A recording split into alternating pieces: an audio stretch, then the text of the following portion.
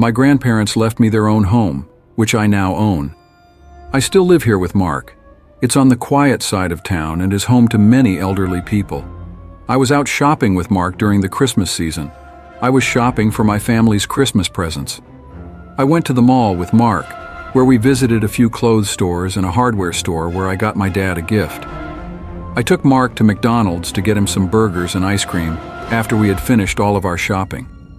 We then exited the mall via the south exit, where we happened to run into a mall Santa who was waiting outside.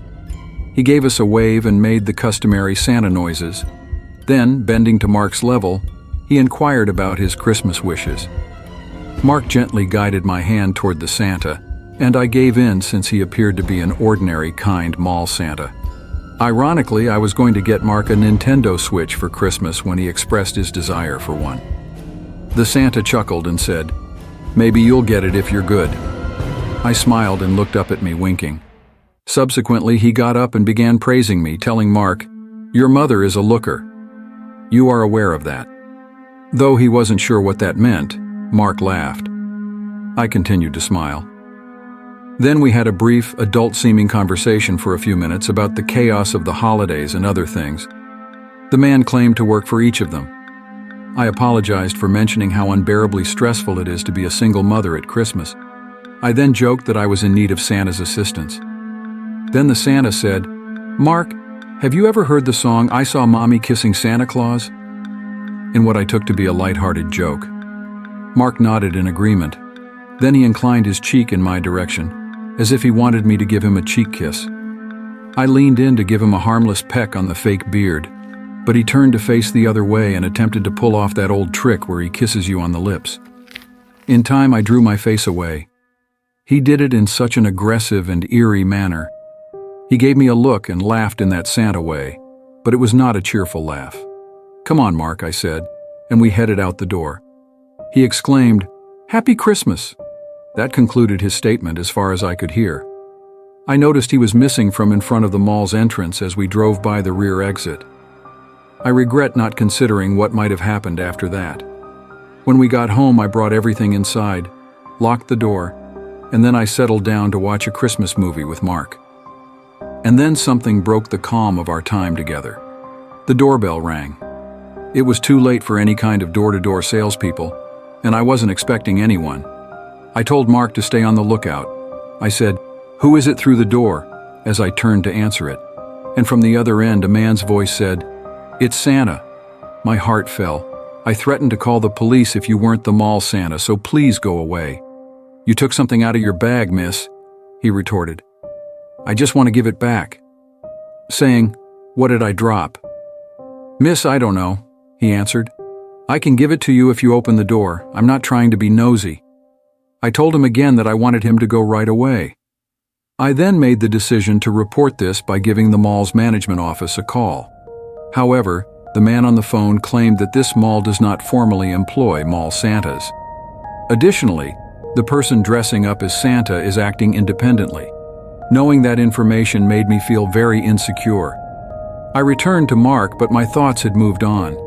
I had a queasy, uneasy feeling in my stomach. I came up with an excuse to get back up. I went to the kitchen a short while later. I pulled the blinds up over the kitchen window, out of sight of the television. Since the kitchen light was on and it was completely dark outside, I was unable to see anything outside. However, I heard a man hooting. I bet he was staring out the window at me right then, observing me. I was forced to report that a man dressed as Santa was following me to the police. Well, I talked to the police outside and told Mark to keep watching the movie. After taking a report, they departed. The arrival of the police gave me a slight sense of relief. That is, until my doorbell rang again a few nights later, at or near that exact moment, if not slightly later. Mark had fallen asleep already. I was watching a show in the living room tonight. After turning off the television, I ascended to my room, which is connected to Mark's. That evening, I never went back downstairs, even though the doorbell didn't ring again. The note wasn't taped to my front door until the following day, as I was leaving the house. After typing it out, it was printed. This is a photo of the note, which read, "I'll just be straightforward. You can probably figure out who this is. I didn't mean to frighten you the previous evening. I just finished a long shift, and after 6 hours of pretending to be Santa, your hormones kinda go crazy when a pretty lady talks to you. You two are the cutest things ever, and I hope to join your family someday. You cannot claim that during our conversation the other night, you didn't feel a connection. I already know your current residence. All I need is your phone number. Please text me at any time, and perhaps we can arrange something in the future. I apologize. I realize this may come across as creepy or overly dramatic, but I'm the kind of guy that follows his interests when he sees them. In any case, happy holidays. Here's my number in case we don't talk soon. Ted at his best. Even though I wanted to rip this up, I snapped a photo of it, called the police once more, and gave them this.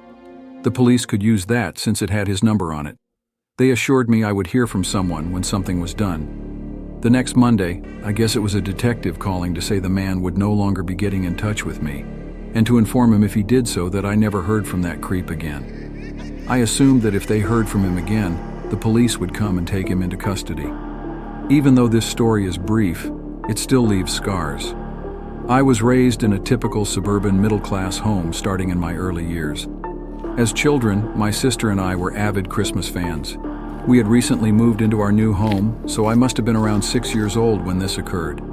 Because of its seriousness, this is one of my earliest memories that I can still clearly recall from my childhood. Even as a small child, I could never sleep on Christmas Eve because of the excitement. I used to play video games on my old box TV in my room until very late at night. I would play until my weariness nearly put me to sleep.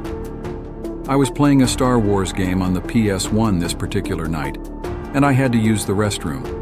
Knowing that my mother would be upset if she found out that I was sneaking around on Christmas Eve, I turned down the volume and slipped out of my room.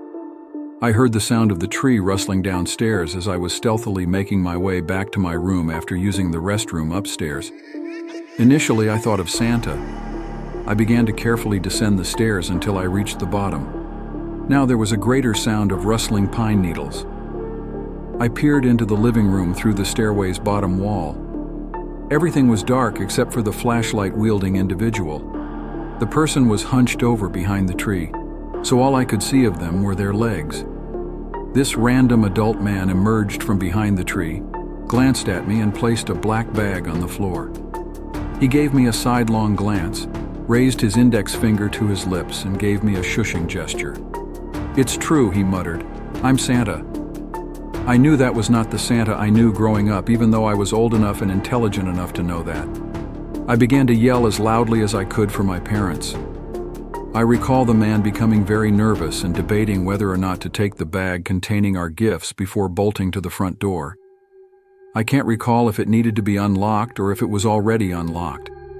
All I can recall is him going out the front door and my parents running down the stairs a few seconds later. There was a man in here, I'm sure I screamed. And it was demonstrated to them when they noticed the black bag on the ground that contained our gifts that would have been stolen. My memory started to fade at this point, so I had to ask my parents what transpired. However, according to my dad, he went outside in his slippers and started running around, intent on killing someone. I removed and put in the bag half of the ornaments on the tree. Who takes away people's sentimental Christmas ornaments? What kind of sick, evil person? My dad claims the man entered through the back door, which he seemed to have yanked open with a crowbar because of the chipped wood. It was reported on the news that a house a few blocks away had also been victimized by this. Without a doubt, it was the same guy. Though I don't recall much from my 6-year-old self, the majority of this memory is still fresh in my mind from just a few years ago. December 2020 was the date. A few years ago, my fiancé and I purchased a home together. It's a lovely place to raise a family, a cute house in a good neighborhood. That's why the events of 2 years ago were even more shocking and repulsive. All of our neighbors, including the 3 closest ones across the street and the ones next door, are well known to us. Although most people seem friendly enough, you never know. The bones stashed in a person's wardrobe. Paul, our neighbor to the right, never really spoke too much. But when he did, it always seemed nice. Almost every day I would see him walking or driving away from what I assumed to be work. Even so, I was never aware of his occupation at the time. The guy's car remained in his driveway, and I hadn't seen it in a few days. It goes without saying that this does not raise any red flags. Paul and the other neighbors had already turned on their lights. Paul was a single man in his 40s, and I thought it was interesting how he would turn on lights. It was rather pleasant, in my opinion.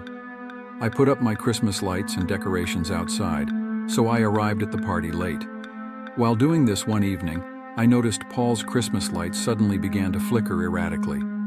Not just one strip of lights, but all of them. It appeared as though an electrical glitch or bad wiring might have been the only cause. When I left for work the following day at 10 o'clock, I saw Paul's car was still in the driveway. In addition, I saw that his house's blinds were all still closed. The blinds were closed even when I returned from work, but he was undoubtedly home because his Christmas lights were on. My fiancé and I made a joke about how he must have been hibernating. My fiancé came inside later that evening to tell me that Paul's Christmas lights weren't working properly. When I went outside, everything was exactly the same as it had been the previous evening. It didn't seem as though he had programmed the flickering in that manner. It was occurring in a very jerky, spastic manner. I reasoned that it would be polite to go tell him and also check on him. I knocked on the door because I hadn't seen him, and when no one answered, I rang. I couldn't tell if the lights were on or off because all of the blinds were closed. I called again when there was no response. At last, Paul opened the door and greeted me. I informed him about his flickering lights, which I had just realized had stopped. I assured him that it wasn't a fabrication. He thanked me and said he didn't know that. I hadn't seen him in a long time, so I asked how he was doing. He said that he was just feeling unwell. He was behaving strangely. Then I heard a sound coming from the house. Initially, I believed I was hallucinating, but it sounded like a little kid screaming, calling out for assistance. Paul was a single man. "Did you hear that?" Because I was going to ask him. But I made the instant decision not to. I bid them farewell and made my way back home. I then instructed my fiancée to dial 911. I believe that Paul is currently living with a child. Her response was quite literal. "How did you say that?" "I believe Paul abducted a child," I said. "I believe I heard a child screaming inside my neighbor's house," I said to the police when I called. "I've been living with my neighbor for the past week or so. He doesn't have children." I requested to keep the caller's identity unidentified. Even so, I knew Paul wouldn't be so naive as to assume I hadn't placed the call. As expected, the police showed up and broke into his home, and I was horrified to learn what they had discovered. A young child was imprisoned in the basement. There, he had been confined for 4 days. The boy came from an entirely different town when he was abducted.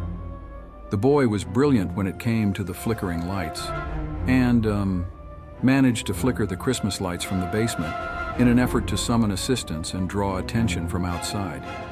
Most likely whenever he caught a glimpse of someone outside one of the shuttered basement windows. I believe he saw my opportunity to ask for assistance. Was standing at the entrance. Obviously a very intelligent child with excellent survival skills.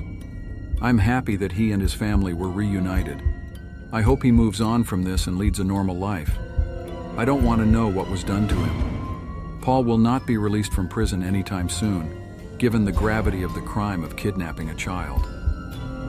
One weekend, my girlfriend Jenny came over to spend the weekend with me because I was home alone. December was halfway through, and the Christmas season was in full swing. We got food, wine, and sat by the Christmas tree in the living room to watch Christmas movies, because Jenny insisted on watching them tonight. The Polar Express was our first stop. After that, we began to watch Elf. We ran out of wine, so I made the decision to grab some more at the liquor store across the street. It would be finished in 10 minutes. Anyway, they were open since it was a Saturday night. Later, while the regular cashier was working, I got caught up in a conversation with him, as I do every time I visit. I was talking to him when I felt my phone vibrate in my pocket. I looked at my phone to find out who Jenny was, saying, "1 second. I cut the cashier off and picked up, saying, "I keep hearing noises from underneath the living room." Jenny sounded terrified. "That's the crawl space then." "It's okay," I assured her. "Nothing is down there." I complied with her request to continue talking to her on the phone until I returned. Jenny remained seated on the couch when I returned home after a 5-minute stroll. While continuing to say that she was listening for sounds, she caused the movie to pause. She said she didn't hear any other sounds when I asked. "What if there's an animal down there?" she questioned. I told her that was not going to happen because there are no openings from the outside. We kept watching the movie after I uncorked the wine bottle. Soon afterward, we could both hear a distinct thud coming from the crawl space below. Jenny turned to face me as I turned to face her. She was accurate. Something was underneath that. Oh, *T, I thought. Maybe there is an animal down there. We stopped the movie again, and I went to the closet that had the attic door in it. Reaching down into the crawl space, I grabbed the flashlight that was hanging on the ledge. I remained near the crawl space entrance and quickly surveyed the area. There are a million boxes below, so any one of them could contain a small animal hiding somewhere. There was definitely something down there because the smell was like cat poop. There was nothing I could do about it because I'm not an exterminator or a pest control specialist. In the family group chat, I informed my parents about it and advised my dad to call pest control the following day. Then, from across the crawl space, I heard something as I started back up the stairs. It moved, though I'm not sure what it was. I scrambled up the stairs and closed the door, fearing that some animal would rush at me. Right now, the only thing we could do was return to the living room and watch the rest of the movie. We went to my room after Elf ended and eventually fell asleep. I had a pounding headache and a sudden urge to urinate in the middle of the night. I stood up, opened the door to my bedroom, and peered out into the dim hallway. I made out the silhouette of someone at the end of the hallway. Instead of screaming, I silently shut the door and secured it. Footsteps could be heard down the hallway, and then someone tried to open the door by turning the doorknob. And then there was a hello from a deep, rough-sounding voice on the other end. That's when Jenny's screams began. My getting up had woken her up, and she had heard the voice as well. If I hadn't been so terrified, I would have tried to reassure her. I contacted 911 after hearing footsteps move away from the door. Waiting 1,000 years for the police. All I know is that this house was empty when the police arrived. It wasn't my imagination. Whoever left the smell of poop in the crawl space. It's pretty unsettling that there was actually a puddle of that person's feces on the ground, as it implies that he had been there for a while. Even though it was probably just a vagrant squatter, it was still terrifying. At first, my family didn't even think it was real. I promised not to forget to lock the door in the future.